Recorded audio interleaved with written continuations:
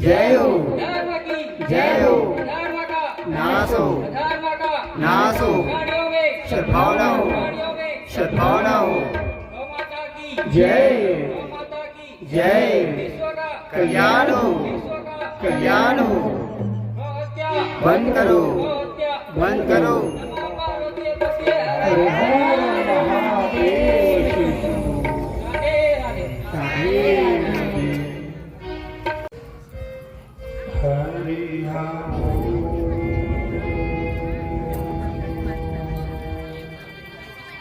श्री गणेशाय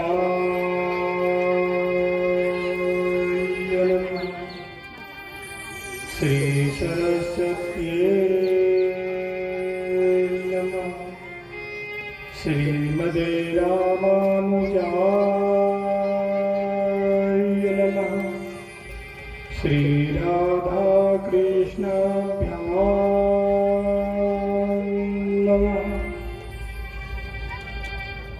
नारायणं नमस्कृत्यं नरं चैव नरोत्तमं देवी सरस्वतीं व्यासं ततो जयमुदीरये। सच्चिदानन्दरूपाय विश्वोत्पत्त्यादिहेतवे तापत्रय विनाशम श्रीकृष्णाय वयं नमः।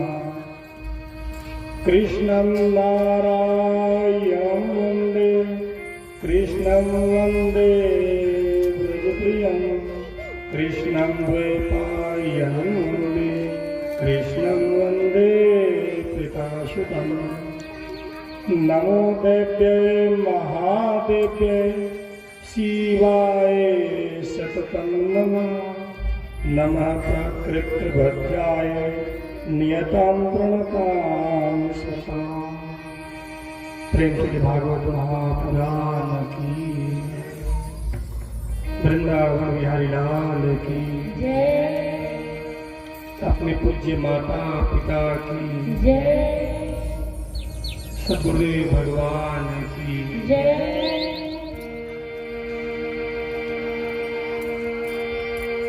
प्यारे भगवत प्रेमी सज्जनों, अनंत जन्मों के कोटि का जब पुण्य उदय होता है तब हमें श्रीमद् भागवत महापुराण ज्ञान के श्रवण का सुअवसर मिलता है। और यह विशिष्ट धाम खौना, जहाँ अपने आप में भगवान का घर गोलोक को करते हैं, गोथान को करते हैं, और अपने आप में गुथान, जो छत्तीसगढ़ी भाषा में कहते हैं दईहान, और उस दईहान में, उस स्थान में, वह पवित्र धारा में यह श्रीमद् भागवत महापुराण ज्ञान यज्ञ सप्ताह का प्रथम आयोजन है। इससे पहले इस गांव में अलग अलग विभिन्न स्थानों में श्रीमद् भागवत महापुराण ज्ञान यज्ञ सप्ताह का आयोजन हुआ है, लेकिन इसलिए स्थान जो भगवान का स्थान है, जो खौना गांव का हृदय स्थल है, हम किसी भी तरफ से जाएं ये बीच पड़ता है, उस स्थान में श्रीमद् भागवत महापुराण ज्ञान यज्ञ सप्ताह की रचना हुई, और उसमें भी संयुक्त आयोजन के रूप में मुख्य सूत्रपात धीवर परिवार, श्रीमती ललिता और श्रीमान रोहित धीवर, ये मुख्य सूत्रपात। और साथ में बिना सहयोगी के बड़े कार्य सिद्ध नहीं होते। ईश्वरीय कृपा देखिए, सहयोग के निमित्त भी उनके ही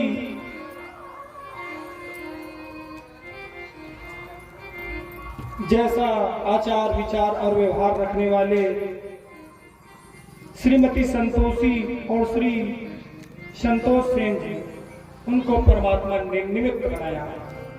पूर्वजों का पुण्य का जब उदय होता है, जब पूर्वजों की विशेष कृपा होती है, पितरों का विशेष आशीर्वाद होता है, तब हमें जो है श्रीमद् भागवत महापुराण ज्ञान यज्ञ जैसे महाआयोजन के निमित्त रखते हैं।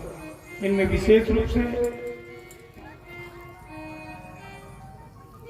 स्वर्गीय फेकन धीवर, स्वर्गीय जीवनलाल धीवर, स्वर्गीय भुवन धीवर, स्वर्गीय संतोष धीवर, इन सब मृत आत्माओं के मोक्ष और सद्गति के निमित्त यह आयोजन। और इसमें ही सेन परिवार के भी कुछ दिवंगत आत्माएं, जिनकी मोक्ष और सद्गति के निमित्त स्वर्गीय बिसाहिन सेन, स्वर्गीय बसावन सेन और स्वर्गीय राजू सेन जी। और इस महाआयोजन में जो निमित्त बने हैं धीवर परिवार से दयाबाई और विशेष रूप से पितृ, जिनके सहयोग और जिनके छोड़े हुए धन और संस्कार के साथ यह कार्य आयोजन हुआ, स्वर्गीय जीवनलाल जी, साथ में रामेश्वरी, और उनने भी जो व्यवस्थाएं छोड़ी थी स्वर्गीय भुवनलाल धीवर, निमित्त बने स्वर्गीय द्रौपदी, जिनके कार्य को कार्यान्वित करते हुए नरोत्तम धीवर, कुंती पुरुषोत्तम धीवर, सागर शत्रुघ्न धीवर, ईश्वरीय फेकूराम धीवर, लाली बाई चंद्रभान धीवर, संतोषी बलिराम धीवर, पंचवती लखन धीवर, मनीषा रामस्वरूप धीवर, सुमित्रा जो अपने पति के अधूरे कार्य, स्वर्गीय अमृका धीवर, गणेशिया चंद्रिका धीवर, ये विनीत धीवर परिवार से और उनके साथ साथ चलते हुए सहयोगी के रूप में विनीत बने सेन परिवार से माता जी, जो राजा परीक्षित की मैया हैं, श्रीमती फेकन,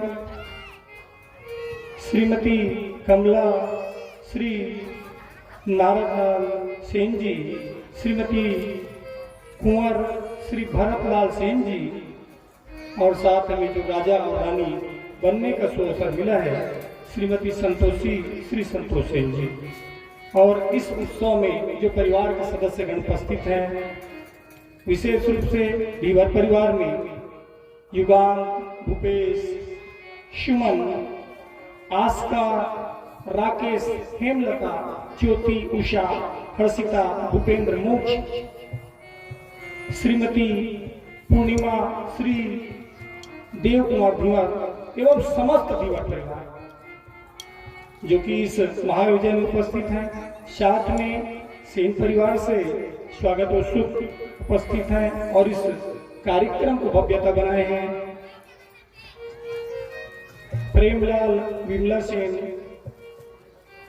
लखन सहोत्रा सेन, शंकर मिथिला सेन, रमेश रेखा सेन, सरजू अंजू सेन, लक्ष्मी नारायण, जमुना सेन, प्रहलाद मधु सेन, परमानंद, सुनीता सेन, अरुण, राजू, ममता सेन, शिवाजी, सरिता सेन, परमेश्वरी, महावीर एवं समस्त सेन परिवार।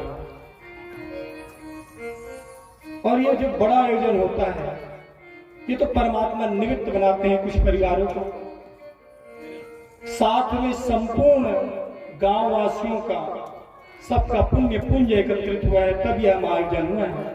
तो इसलिए संपूर्ण समस्त ग्राम वासी खौना, जिनमें भी तन से, मन से, धन से, प्रत्यक्ष रूप से, परोक्ष रूप से इस महाआयोजन में अपना योगदान दिया है, उन सभी को, और साथ में जो भी इस महाआयोजन में व्यासपीठ की सहयोग के लिए संगीत पक्ष से, आचार्य पक्ष से उपस्थित हैं, जो भी कथा पंडाल में उपस्थित हैं, सबके हृदय में विराजमान अखिल ब्रह्मांड नायक परम सत्ता परमात्मा को कोटि कोटि नमन, कोटि कोटि प्रणाम। प्रेम से भागवत भगवान की जय। प्यारे भगवत प्रेमी सज्जनों, कल हमने महाती की कथा में श्रवण किया कि नारद जी जो है अंत में बड़े ही प्रसन्न चित्त भाव के साथ, क्योंकि जिस निमित्त वह श्रीमद् भगवत महापुराण ज्ञान सप्ताह का आयोजन किए थे, शंकादिक ऋषि मुनि गण के मुखारविंद से श्रवण के पश्चात भक्ति, ज्ञान और वैराग्य इन तीनों के संताप दूर हुए। बड़े ही प्रसन्न चित्त मनोभाव के साथ नारद जी जो कहते हैं, मुनियों, मुझे जो है कथा श्रवण से मेरे जो सारे पाप है वो दूर हो गए, मैं पाप से मुक्त हो गया हूं। इसलिए क्योंकि प्रत्येक क्षण परमात्मा नाम का जाप करता था, संकीर्तन करता था, पूजन करता था, और उसके बाद भी मेरे ऊपर एक प्रश्न चिन्ह लग गया। इसलिए क्योंकि युवती भक्ति जो है निवेदन करती है, उस निवेदन को मैंने पूर्ण नहीं कर पाया। आज मैं बड़े प्रसन्न हूं और मैं मानता हूं कि यह जो श्रीमद् भागवत महापुराण है, वो जितने भी पुराण हैं उन सभी पुराणों का मुकुटमणि है। और मुकुट कहाँ रहता है? सर पे। ये मुकुटमणि है। और इस कली काल में श्रीमद् भागवत महापुराण भवरोग नाशक, पाप नाशक, मुक्तिदायक और भक्ति बढ़ाता मन में मनोभाव आता है।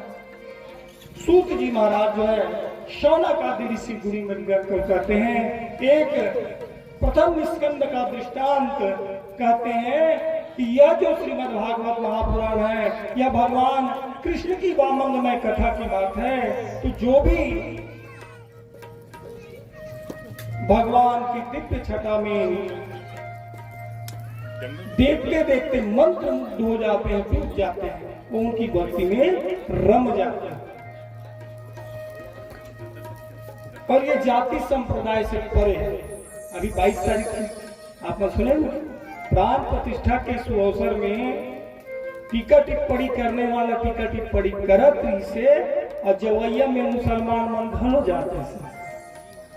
देखिए ना, तो यह अभी श्रीमद् भागवत महापुराण में एक दृष्टांत आता है। कारेखा नाम का मुसलमान, और वो मुसलमान जिन्हें प्रत्येक दिन जगन्नाथ भगवान ला एक स्थान में खड़ा होके एक तक देखे, एक तक निहारा। इतना में होकर बेगम के देख अल्लाह ताला नाराज हो जाइए। ऐसे भी आप सब जानता वो मना कट्टर नहीं थे। हमारे हिंदू मना ना थोड़ा सा लचीलापन है, कट्टरता की कमी है, लेकिन वो मन बहुत कट्टर थे। तो बेगम के थे अल्लाह ताला नाराज हो जी। धीरे धीरे भगवान की भक्ति में अतिक रमत जाते कि वो जिन्हें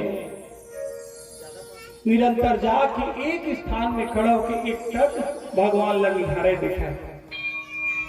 तो भक्ति के अलग अलग प्रकार, एक जना में रह के झूमते, नृत्य करते, आरती में डूबते थे, और एक जना एक तक भगवान लनिहारते। तो इसमें एक तक भगवान लनिहारत है और वो निहारक की स्थिति में धीरे धीरे होकर परिवार वाले मन, सगा संबंधी मन, रिश्तेदार मन जिन्हें बोला छोड़ दे, बेगर तुझे सब जन छोड़ दी, अब तो चेत जा।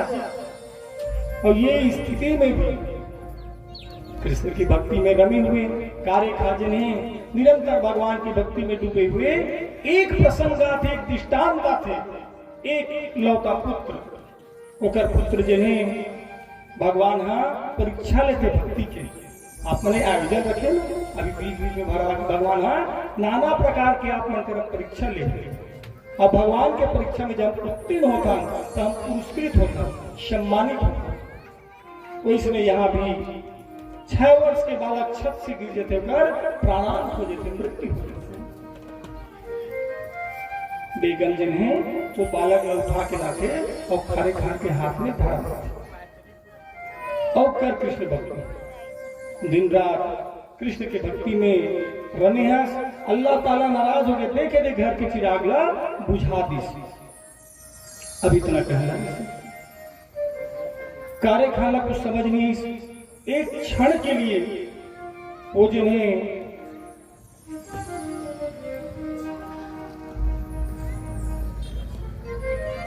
मूर्छित से अवस्था में आ गए, वो कुछ समझ नहीं आते, और जैसे ही ध्यान आते तुरंत देखते हुए परमात्मा से सीधा बात करते, भगवान से बात करते कि भगवान अगर आप केवल और केवल हिंदू के भगवान हैं तो मुझे आपसे कोई गिला शिकवत नहीं, कोई शिकायत नहीं, लेकिन आप जगन्नाथ है, जगत के नाथ है, परमात्मा है, तो आपको मेरे इस पुत्र को ठीक करना। एक भक्त जी ने भगवान से सीधा बात करते, भगवान कृपा निधान कृपा करते, और देखते ही देखते वो प्राणांत हुए बालक के अंदर में प्राण आते और वो अपने स्थान में खड़ा होते। जितना भी उन्हें देखने वाले सबके सब जने जयकार प्रेम थोड़े भागवत भगवान की जय। और ये दृश्य देख के, ये खौना गांव के दृष्टांत में देख के देवता मंदिर ने फूलों के वर्षा करा। देवता फूल बरसावतना, देवता फूल बरसावतना, सोना गाँव के पवन धराना, देवता फूल बरसावतना, सोना गाँव के पवन धराना, देवता फूल बरसावतना, देवता फूल बरसावतना, देवता फूल बरसावतना, सोना गाँव के खोज गरीबा, देवता फूल बरसावतना, सोना गाँव के खोज गरीबा, देवता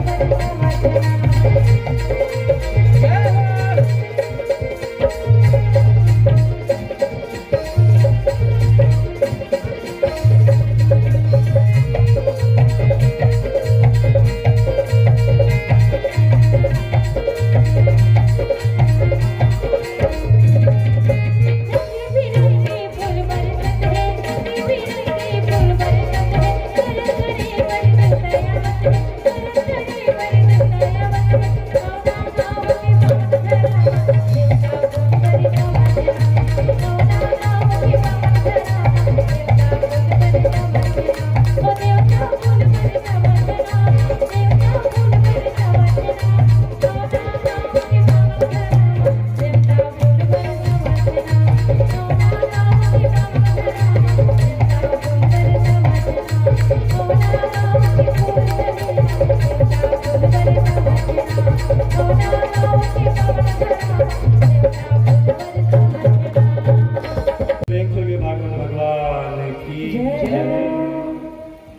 तो भगवत प्रेमी सज्जनों, ये जिन भगवत महापुराण भगवान श्री कृष्ण के जिन कथा है वो जाति संप्रदाय से परे।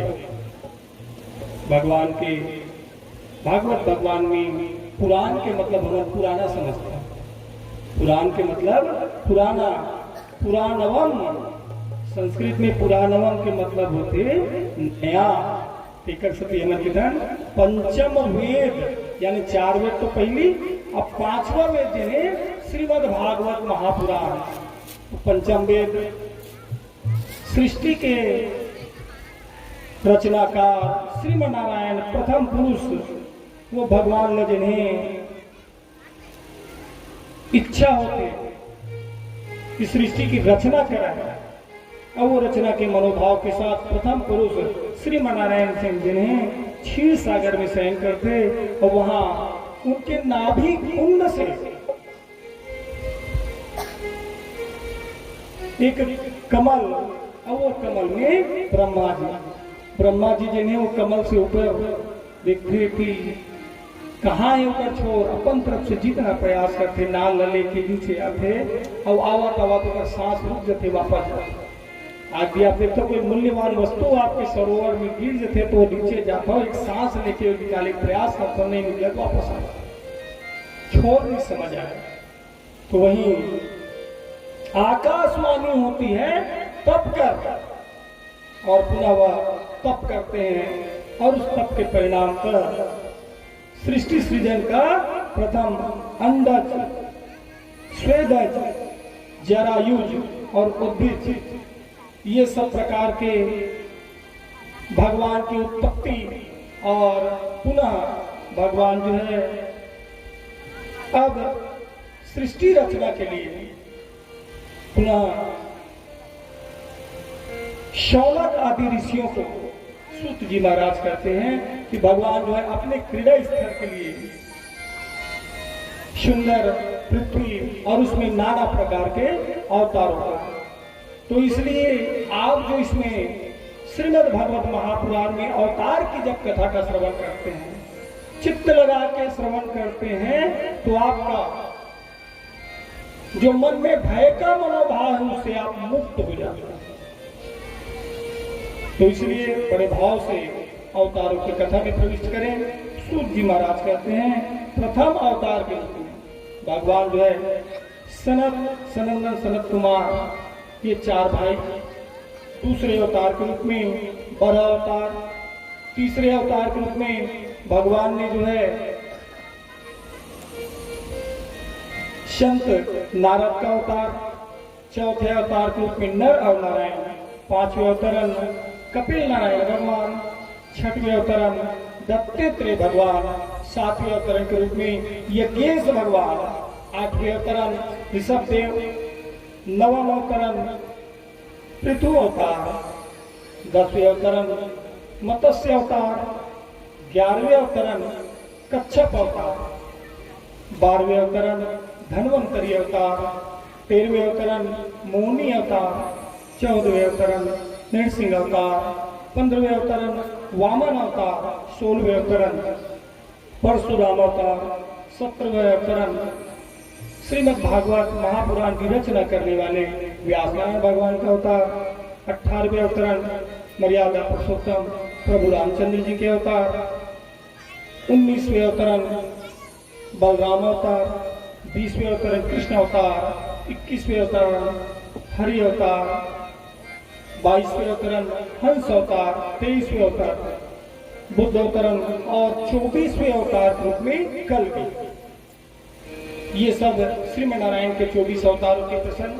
साथ में हम जब गरुड़ पुराण का श्रवण करते हैं तो उसमें 10 अवतार बताए जाते हैं, जिसमें 4 अवतार जो है पशु के रूप में, प्रथम मत्स्य नारायण अवतार, दूसरा कच्छप नारायण अवतार, तीसरा नृसिंह अवतार और चौथा वराह अवतार। साथ में 5वें अवतरण के रूप में वामन भगवान, 6वें परशुराम, 7वें राम, 8वें कृष्ण, 9वें बुद्ध और 10वें कल्कि। भगवान के जितने भी अवतार उसमें मुख्य 2 ही अवतार हैं, राम और कृष्ण। आइए भगवान रामचंद्र जी और कृष्ण भगवान 2 ही अवतार मुख्य सार है, बाकी जितने भी अवतार हैं वो भगवान ने परिस्थिति जन्य लिया। तो दोनों का सिमरन करें, जाप करें, मनन करें और प्रयास करें कि कथा आज इसलिए संक्षिप्त हुई है क्योंकि हमने परमात्मा से प्रार्थना करी कि प्रभु ये कृपा करें, आज हम विलंब हुए हैं, कल समय पे आएंगे। 12:30 बजे हम निकलने की तैयारी करते हैं और ठीक 1 बजे जब कथा प्रारंभ होता है तब और विस्तार करेंगे तो फिर रात्रि में पुनः वही समय हो जाएगा। इसलिए आज का कथा सार गर्भित रूप से चित्त लगा के श्रवण करें और कल समय पर जब आएंगे तो कथा का आनंद लेंगे। इसलिए राम भगवान और कृष्ण भगवान के वामंगमय चरित्र को जग में सुंदर है तो नाम चाहे कृष्ण का हो या राम। जग में सुंदर है दोनों,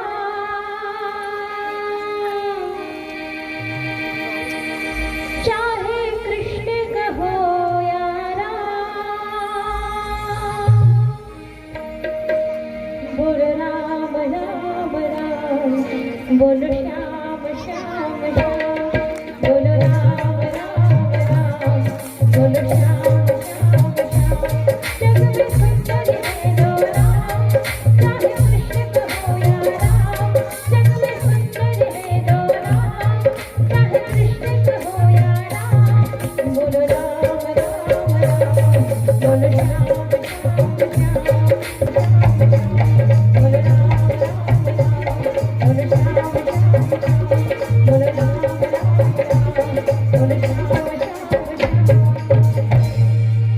प्रेम से बोलिए भागवत भगवान की जय वृंदावन बिहारी लाल की जय। प्यारे भगवत प्रेमी सज्जनों,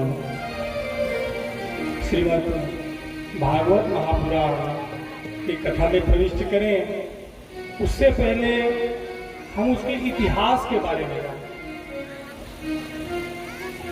सूत जी महाराज जो है शौनक आदि ऋषि मुनिगण को कहते हैं कि नारायण के पुत्र हुए ब्रह्मा, ब्रह्मा के पुत्र हुए वशिष्ठ, वशिष्ठ के पुत्र हुए शक्ति और उनके पुत्र हुए पराशर ऋषि। अब ये पराशर ऋषि जो थे उम्र दराज बुजुर्ग व्यक्ति, चौथेपन में आके प्रत्येक क्षण ईश्वर नाम का जाप करने वाले, प्रत्येक क्षण परमात्मा नाम का संकीर्तन करने वाले। लेकिन देखिए मायापति की माया, भगवान की माया से बड़े बड़े साधक ऋषि मुनि महात्मा कोई नहीं बच पाए। तो ये पराशर ऋषि जो हैं संध्या सरोवर स्नान के लिए गए और वहां धीवर परिवार, मछुआरा परिवार, संयोग कुछ ऐसा बनता है कि उनके पिताजी की अनुपस्थिति में उनकी पुत्री मत्स्योदरी मत्स्यगंधा, वो मत्स्यगंधा जो है वो नौका का सेवा करे और उनको देखते ही पराशर ऋषि जो है आकृष्ट हुए। आप विचार करिए, ऋषि महात्मा साधक मत्स्य के कार्य करने वाले से दूरी बनाकर, शास्त्र कहता है मत्स्य पालिका सूत्र तन, छाया छुए न कोई, काम शत्रु की मार से पराशर रह रोए। पहली समझ आना था। ऋषि महात्मा साधक मान पानी भरे लाया, कोई दूसरा आगे भगा ले तो देखिए कि नहीं आया। तो उतने सब कार्य करने वाले मायापति की माया में ऐसे वशीभूत हुए, इतने अधिक आकृष्ट हुए कि उनकी सुध बुद्ध चली गई। और उस मत्स्यगंधा के सम्मुख आकर सीधे कहते हैं कि कन्या, मैं तुम्हारे रूप यौवन से आकृष्ट हूं और मेरे अंदर में काम के मनोभाव जागृत हो गए, उन्हें शांत कर। कन्या भी जानती थी, वह हाथ जोड़कर कहती है महात्मा।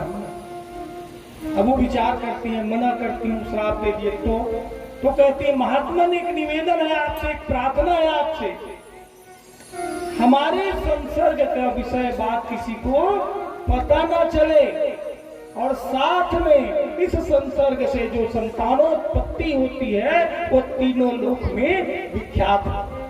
विचार करिए ये कैसे संभव, एक पता भी ना चले और तीनों लोक में विख्यात भी हो जाए। लेकिन ईश्वर के लिए, परमात्मा के लिए, भगवान के लिए सब संभव। यहाँ जो है उस परमात्मा को याद करते हैं पराशर ऋषि, इसलिए क्योंकि आपने मेरे अंदर में यह मनोभाव डाला है भगवान, तो आप ही उसका उपाय निकालेंगे।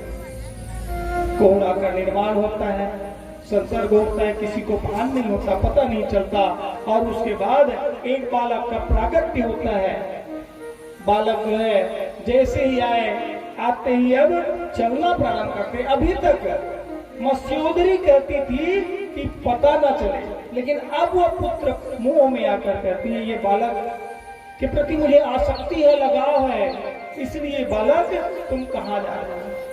कहती है मैया आप जब भी मुझे याद करें मैं जो है आपकी सेवा के लिए तत्पर हो जाऊंगा। वही बालक जो था श्रीमद् भागवत महापुराण के रचनाकार व्यास नारायण भगवान। प्रेम जोड़िए व्यास नारायण भगवान की जय।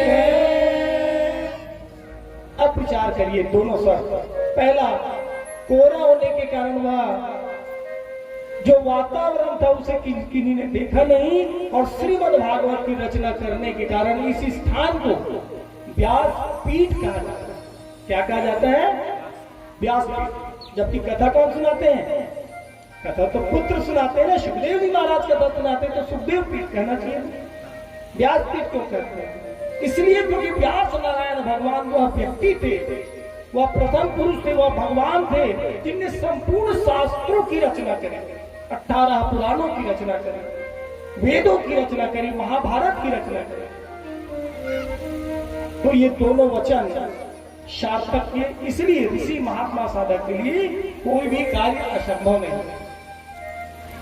ये तो हो गई एक प्रसंग। दूसरा प्रसंग जो है सम्राट हस्तिनापुर का सम्राट शांतनु, और वह शांतनु जो थे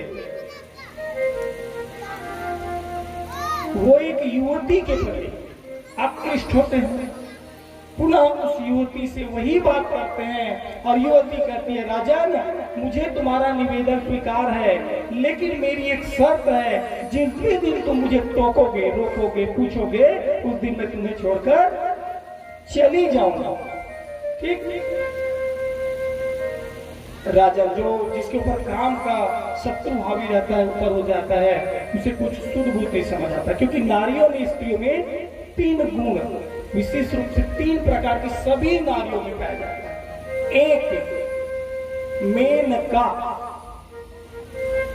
जिसको देखते ही मन में काम के भाव जागृत हो जाए, इसे कहते हैं मेनका।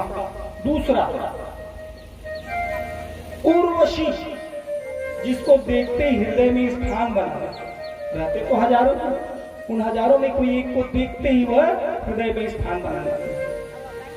और तीसरा रंभा, मतलब आपने उसे देखा, प्रभावित नहीं हुए, हृदय में स्थान भी नहीं बनी, लेकिन वह कार्य के द्वारा, व्यवहार के द्वारा, रहन सहन के द्वारा, वातावरण के द्वारा अपना स्थान बना लेते हैं। ये 3 प्रकार सभी में पाए। यहां भी उस युवती के प्रति आकृष्ट होने के बाद शर्त को उन्हें मान लिया। राजा शांतनु ने शर्त माना, प्रथम सीतु, और वह सीतु को उसने सरोवर में डाल दिया, दूसरे को सरोवर में डाल दिया। देखते देखते 8 के 8 सीतु को सरोवर में डाल दिया। राजा वृद्ध हो गए, राजा से रहा नहीं गया पुत्र का मोह। 9वीं संतान आए, वो जानते थे कि अगर मैं इस बार पूछ दिया तो वो मुझे छोड़कर चली जाएगी, फिर भी प्रश्न करते हैं, पूछते हैं, क्योंकि शास्त्र कहता है पुत्र कुपुत्र जाए ते माता कुमाता न बने।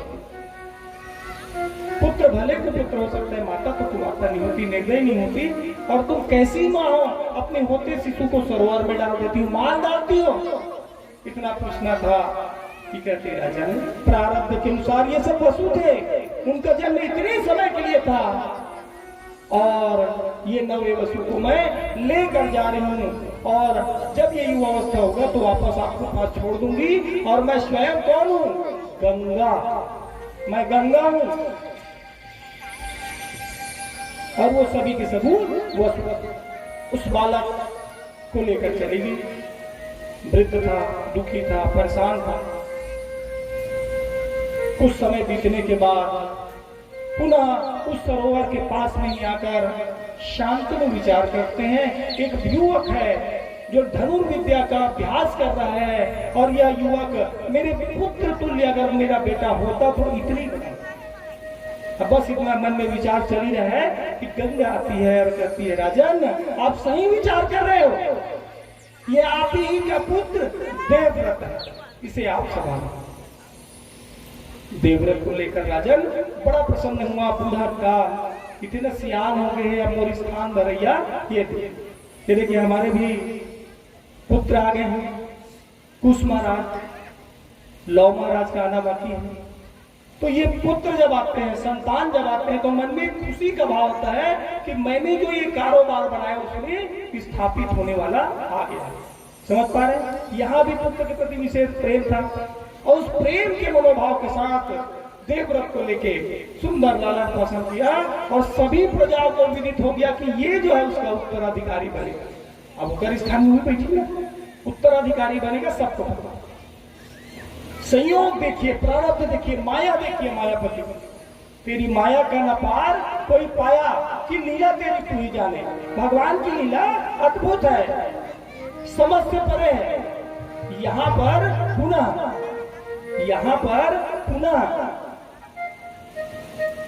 राजा शांतनु जो है अपने आखेट खेलने और नगर घूमने गए हुए हैं और संयोगवश उस मत्स्य गंधा मत्स्योदरी जिनके शरीर से मछली की दुर्गंध आती थी, ऋषि के पराशर ऋषि के पास आने से और व्यास नारायण भगवान के प्रादुर्भाव होने से उसके शरीर से सुगंधी आना पड़ा।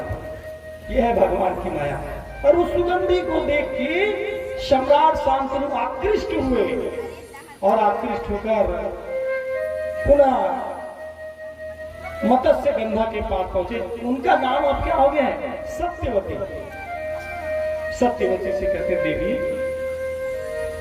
हमारे राजमहल में महारानी का स्थान रिक्त है, इसलिए मैं जो है तुम्हें महारानी बनाना चाहता हूं। सत्यवती कहती है, महात्मा मैं आपका सम्मान करती हूँ राजा, लेकिन ये सब कार्य जो है ना, निर्णय लेने का अधिकार मेरे पिताजी के पास सुरक्षित है।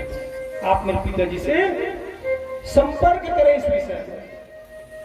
सम्राट जो है, धीवर सम्राट पिताजी महाराज के पास पहुंचे और प्रस्ताव रखने पर पिताजी ने एक टुक शब्द में, आज भी आप देखते हैं पुराने बुजुर्ग लोग जब भी बर बिहार बात आते तो के करे का काम भूता करते, ऊंच नीच में होकर व्यवस्था का बनी, सब लटमट।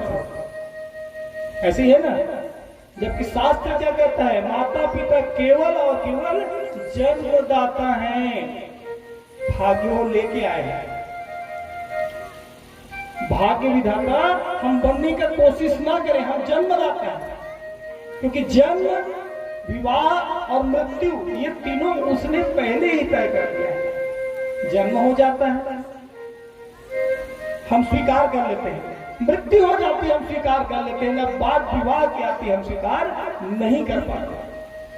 बात जब विवाह की आती है तो हमें लगता है कि हमारे हिसाब से होना चाहिए सब, लेकिन उसने तय कर दिया है ना, पिछले जन्म का हिसाब किताब तय करने वाला वो ईश्वर है, उस परमात्मा है, तो उनको स्वीकार करना है। लेकिन यहाँ भी पिताजी मोह माया वश में वशीभूत होकर पिताजी कहते हैं, देखिए राजा, मैं जो है अपनी पुत्री का विवाह आपके साथ कर तो देता, लेकिन मेरे नाती का भविष्य का, क्योंकि पहले ही बैठा नहीं है उत्तराधिकारी, ये पहले ही बैठा है उत्तराधिकारी देवव्रत। देवव्रत पहले उत्तराधिकारी के रूप में बैठा है, मेरे नाती का तो कोई भविष्य ही नहीं है, सम्राट तो आपका पुत्र बनेगा बड़ा वाला, तो इसलिए यह विवाह मुझे अस्वीकार है। समझ पा रहे हैं ना, स्वीकार नहीं करते। और इनको भी पुत्र का इतना मोह है, आखिरीपन है, चौथेपन है, वो भी बिना कुछ बताए कहे चुपचाप आके अपने राजमहल में विश्राम कर रहे हैं। धीरे धीरे धीरे देखिए, ये तीन प्रकार की बताए ना, ब्रह्मा, मेनका, उर्वशी, ये इनके मन में बस गए। अब प्रत्येक क्षण खाते, उठते, बैठते, सोते उनका ही सिमरन होता है, सत्यवती का सिमरन होता है। धीरे धीरे उनका भोजन कम होना प्रारंभ हो गया। आज वर्तमान समय देखिए, पुत्र का उत्कृष्ट चरित्र, देवव्रत के बारे में विचार करिए और आप लोग अपने बारे में विचार करिए। देवव्रत जो है पिताजी का भोजन कम हो गया, क्यों कम हुआ उसके बारे में विचार कर रहे हैं। क्या ऐसा बात है, मूल में जा रहे हैं, जड़ में जा रहे हैं। हम सारी दुनिया को हैप्पी न्यू ईयर बोलते हैं, सारी दुनिया को अभी फरवरी महीना चल रहा है, रोज का रोज कुछ ना कुछ टिक मार के लगाते हैं। और घर में बाजू में बैठा है माता पिता वृद्धजन दादाजी, उनके बारे में ध्यान नहीं है। सारी दुनिया का ठेका लेके बैठे हैं, ये मोबाइल पकड़ लिए है ना, सबको पता है। लेकिन घर में जो परेशान है, जिनका स्वास्थ्य ऊंच नीच हो गया है, उनके लिए किसी पास समय नहीं। देवव्रत जो है वो मूल को पता करते हुए वहीं पहुंच जाते हैं सत्यवती के पिताजी के पास और बात को जानने का प्रयास करते हैं कि बात क्या है, क्यों भोजन कम हुआ मेरे पिताजी का।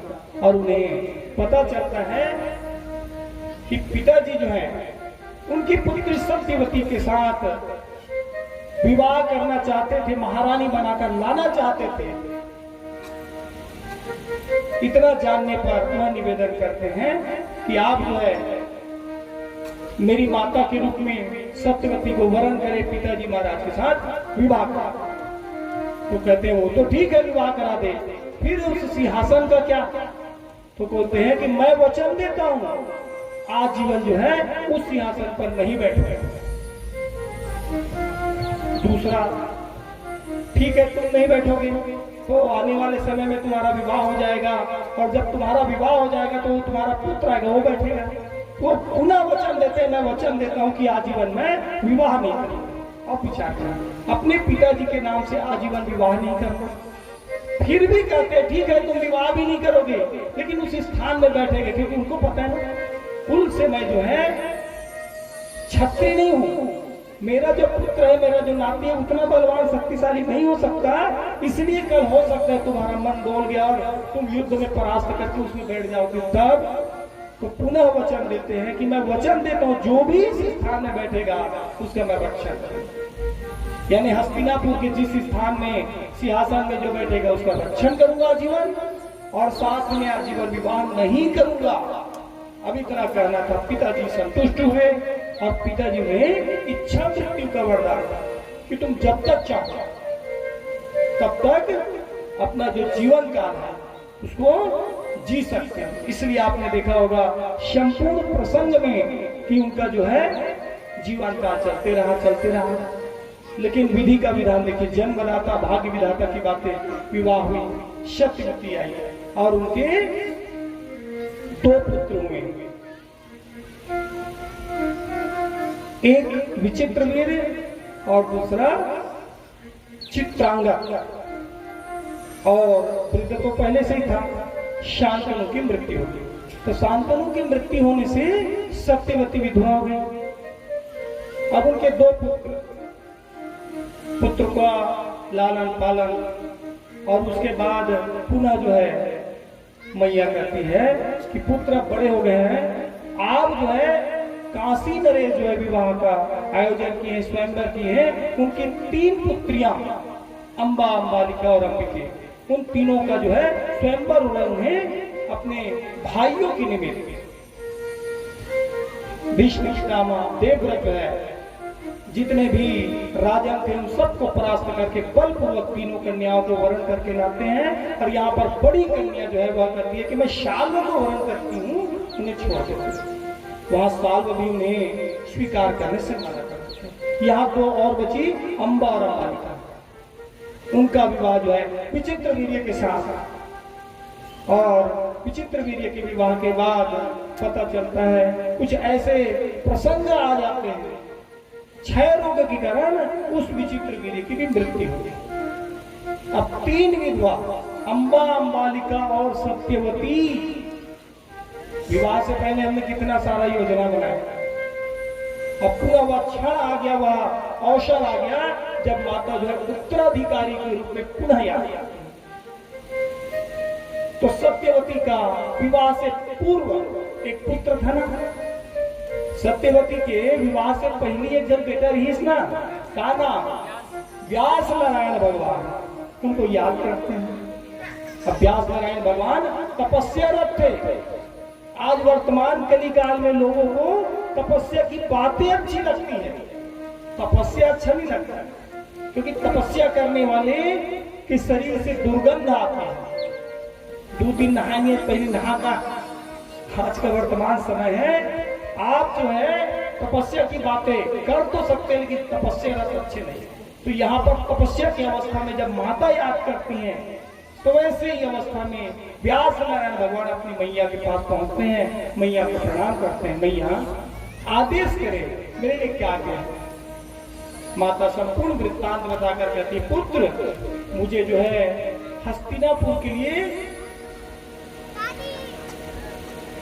उस राज सिंहासन में बैठने के लिए उत्तराधिकारी चाहिए, और वो तुम दे सकते हो।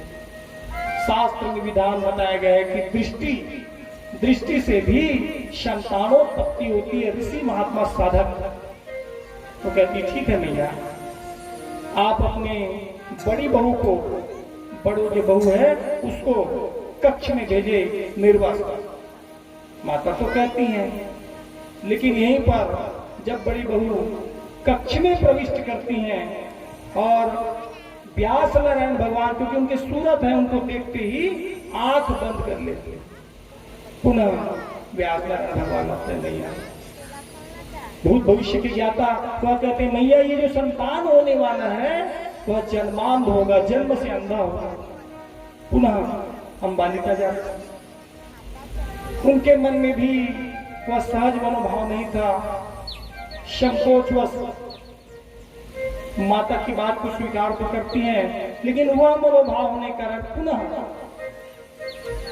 जिला छत्तीसगढ़ी की थे, खाना तो खाते, भोजन तो बहुत, लेकिन गुड़गुड़ा के छिनमिना भरते ना, छिनिन मिनिन करते तो करते ही नहीं लगे भरते। ऐसे ही मनोभाव के साथ पुनः व्यास नारायण भगवान आते हैं, कहते मैया ये बालक जो होगा ना वो पांडु रोग से ग्रसित होगा, अल्पायु होगा, कमजोर होगा। तीसरे में दासी को भेजा जाता है, वह सुंदर सेवा सत्कार करती, पूर्ण मनोभाव के साथ मिलती है, और ईश्वरी माया पुनः आकर कहते मैया यह जो पुत्र होगा वो नीति का, शास्त्र का विद्वान होगा, ज्ञाता होगा, और यह जो है संपूर्ण आपके राज्य व्यवस्था का संचालक है। ये तीनों कौन हुए? पहला कौन? जन्मांध, जन्म से अंधा कौन?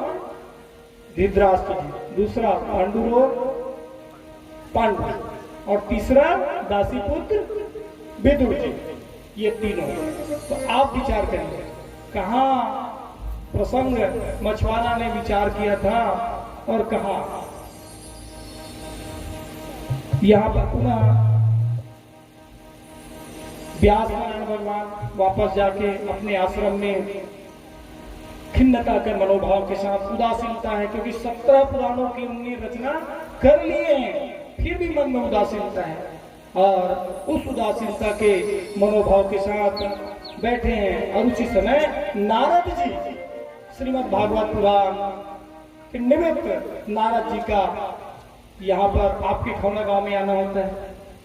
भगवत भगवान की कृपा देखिए, नारद जी बीना बजाते हुए सुंदर भगवत नाम का संकीर्तन करते हुए अब व्यास नारायण की कुटिया में पहुंच रहे। भगवत भगवान की जय।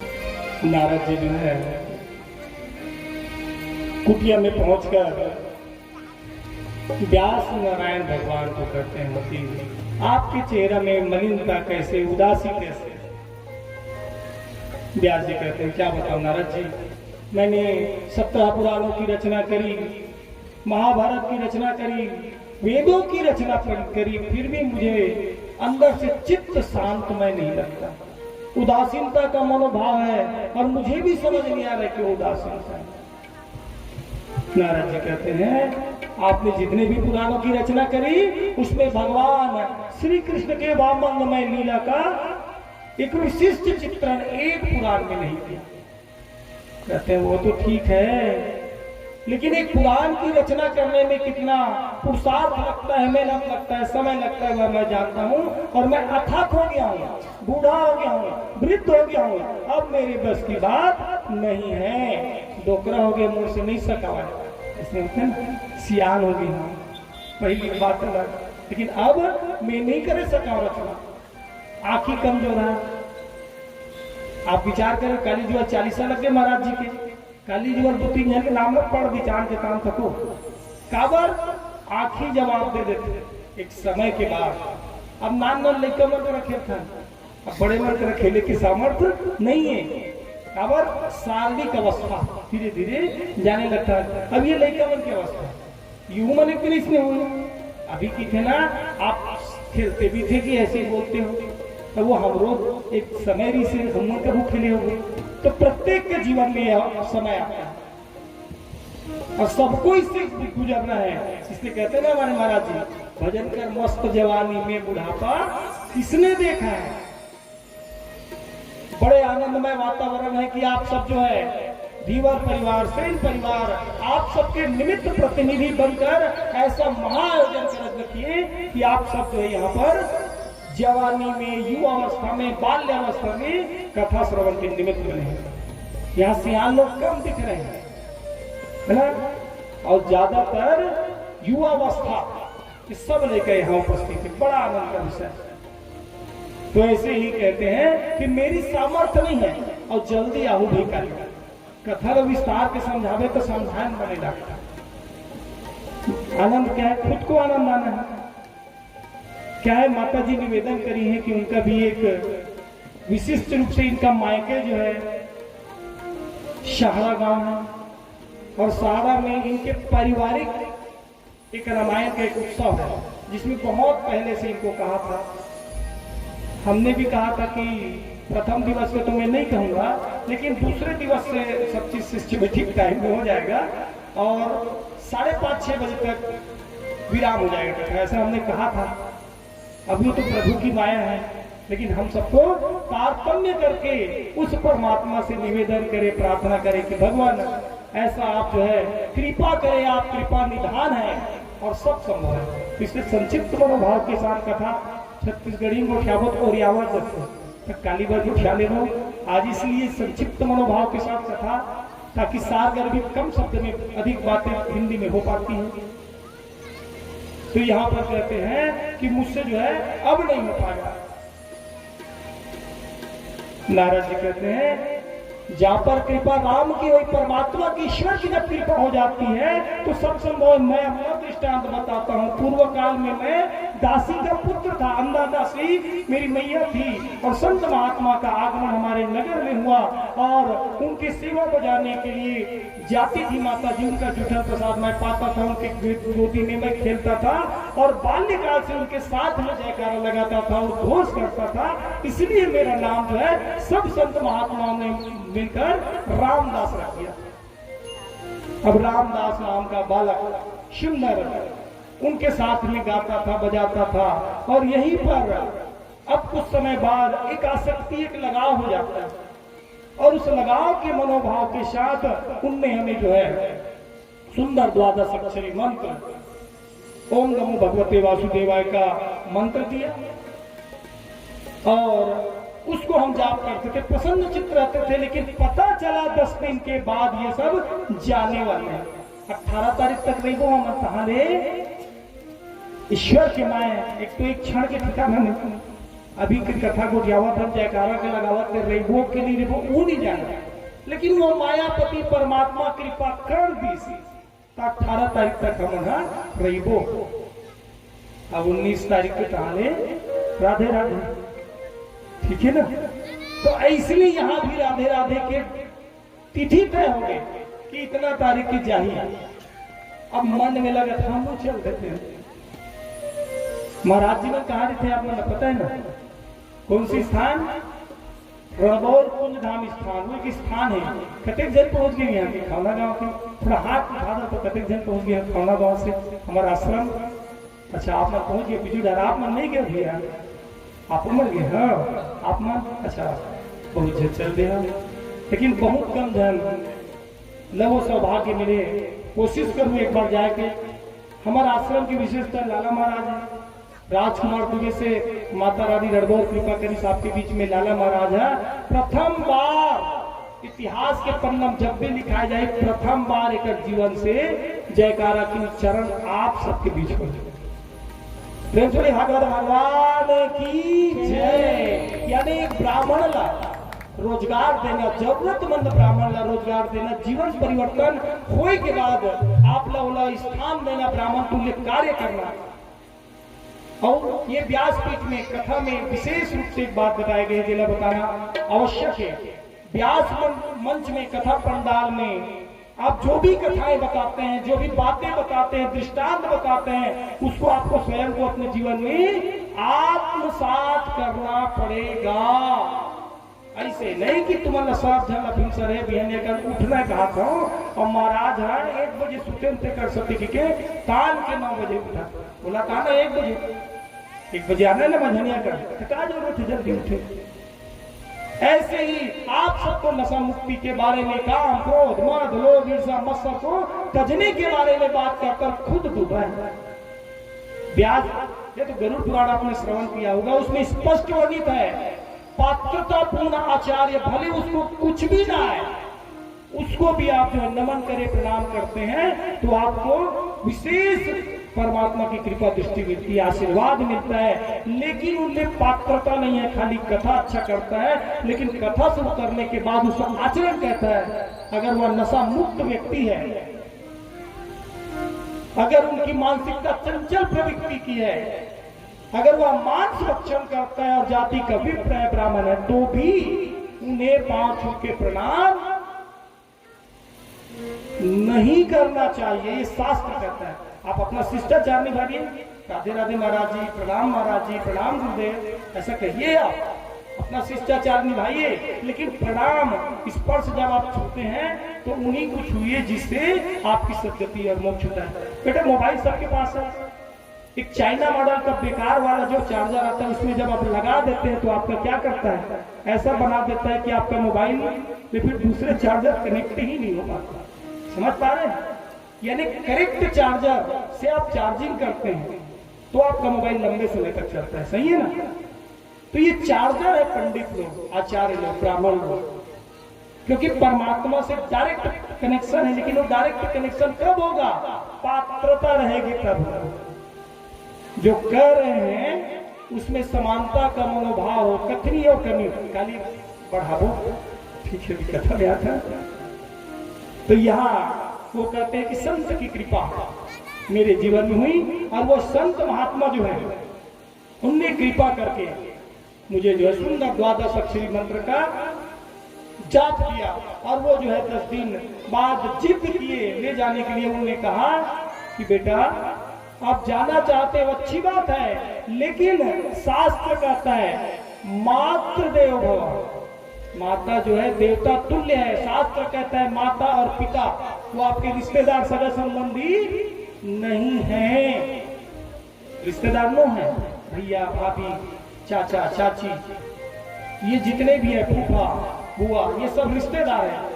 लेकिन जहां माता और पिता की बात आती है, वो स्वयं साक्षात ईश्वर है।